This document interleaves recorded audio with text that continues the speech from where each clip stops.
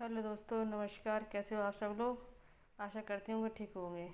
जय श्री कृष्ण, राधे राधे। कमेंट के माध्यम से आप हमें बता सकते हैं कि आपकी तैयारी कैसी चल रही है। लॉग हमने पिछली क्लास में लॉग पढ़ा था और लॉग में हम प्राकृतिक अधिकार तो पढ़ चुके थे। अब हम उसके नेक्स्ट पार्ट आगे बढ़ा रहे हैं। तो हम अब पढ़ेंगे उसका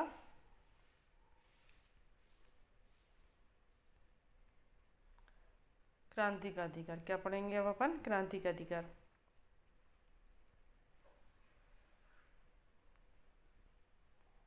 क्रांति का अधिकार, राइट टू रेवोल्यूशन। यदि शासक अपने कर्तव्यों को पालन न करे तो जनता उसे हटा सकती है, राइट है। क्योंकि लोग ने गवर्नमेंट के साथ कॉन्ट्रैक्ट किया है। गवर्नमेंट लाइफ लिबर्टी और प्रॉपर्टी की रक्षा नहीं करती है तो जनता उसका विरोध कर सकती है। यह नैतिक और वैध भी है, दोनों है। ठीक है, लोग के अनुसार जनता शासन का मालिक है। ठीक है, नेक्स्ट चलते हैं। संपत्ति का सिद्धांत। संपत्ति का सिद्धांत है थ्योरी ऑफ प्रॉपर्टी। ठीक है, संपत्ति का अधिकार है परिश्रम, यानी परिश्रम पर निर्भर होता है। ठीक है, किस पर निर्भर होता है? सब परिश्रम पर। परिश्रम से ही संपत्ति उत्पन्न होती है। जब कोई व्यक्ति अपने श्रम को किसी वस्तु से जोड़ता है तो वह उसकी निजी संपत्ति बन जाती है। मान के चलिए उसका एक कहीं उसने ज़मीन खरीदी है। ठीक है, अभी उसका रही सब कुछ हो गया, रजिस्टर वगैरह, लेकिन फिर भी नहीं है।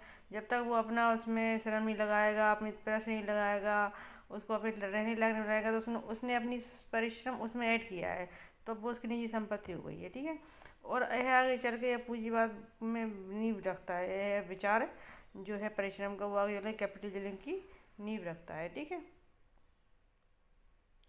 नेक्स्ट है प्रभाव या इन्फ्लुएंस, यानी लोग का किस किस पे प्रभाव पड़ा है।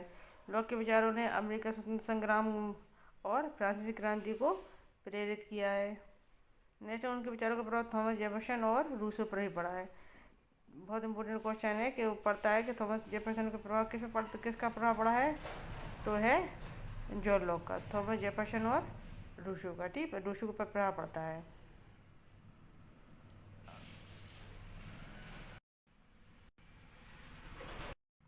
आधुनिक लोकतंत्र, उदारवाद और कानूनी शासन की भी इसी ने ही लॉक ने नींव रखी। आधुनिक लोकतंत्र, उदारवाद और कानून के शासन पर। ठीक है, नेक्स्ट बढ़ते हैं। तुलनात्मक सारणी पढ़ेंगे इसकी। विचार, प्राकृतिक अवस्था, शासन के प्रकार और विद्रोह का अधिकार। विचार कौन कौन से? हॉब्स, लॉक और रूसो। ठीक है,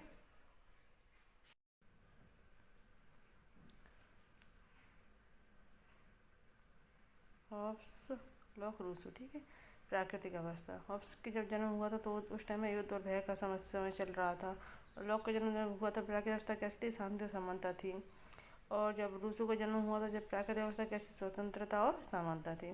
शासन के प्रकार, हॉब्स का शासन का निरंकुश राजतंत्र यानी एब्सोल्यूट मोनार्की। लॉक का क्या है? सीमित सरकार, लिमिटेड गवर्नमेंट। रूसो का है सामान्य इच्छा।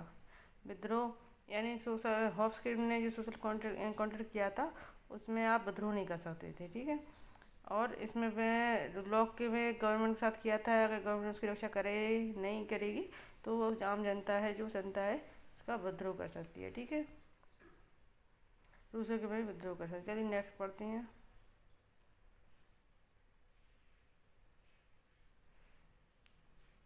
जी है कीवर्ड, जी है कीवर्ड, यानी अगर ये कीवर्ड आ जाए तो समझ लीजिए लॉक का ही आंसर होना चाहिए उसमें। जैसे प्राकृतिक अधिकार, प्राकृतिक अधिकार कौन कौन सी थी? Life, liberty, property. Life, liberty, property की जन सहमति है, कंसेंट। जन सहमति के आधार पर उसने सोशल कॉन्ट्रैक्ट किया था लॉक ने। कुछ अधिकार दिए थे, कुछ नहीं दिए थे। सीमित सरकार में कुछ अधिकार दिए थे, कुछ नहीं दिए थे। लिमिट दी थी उसने, तो लिमिटेड गवर्नमेंट, सीमित सरकार। कानून का शासन, संपत्ति का अधिकार भी दिया था लॉक ने। उदारवाद के जनक भी कहा जाता है लॉक को। क्रांति का विचार, क्रांति का विचार कैसे आया? लॉक ने कॉन्ट्रैक्ट बनाया, कॉन्ट्रैक्ट किया है किसके साथ? गवर्नमेंट के साथ। ठीक है, और गवर्नमेंट को सारे हक अधिकार दिए, गवर्नमेंट को सारे अधिकार दिए कि आप लाइफ, लिबर्टी, प्रॉपर्टी क्या करेगी, रक्षा करेंगी।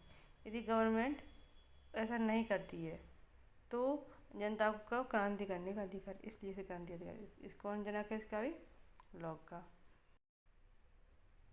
चलिए चलते हैं दोस्तों, कैसा लगा आपको हमारा कंटेंट। यदि हमारा जो डिटेल वाला कॉन्टेक्ट आपको थोड़ा भी आपके लिए उपयोगी से हो रहा है तो आप प्लीज़ चैनल को सब्सक्राइब कीजिए, लाइक कीजिए, शेयर कीजिए, दोस्तों के साथ शेयर कीजिए। मिलते हैं नेक्स्ट क्लास में। थैंक यू, बाय बाय, जय हिंद।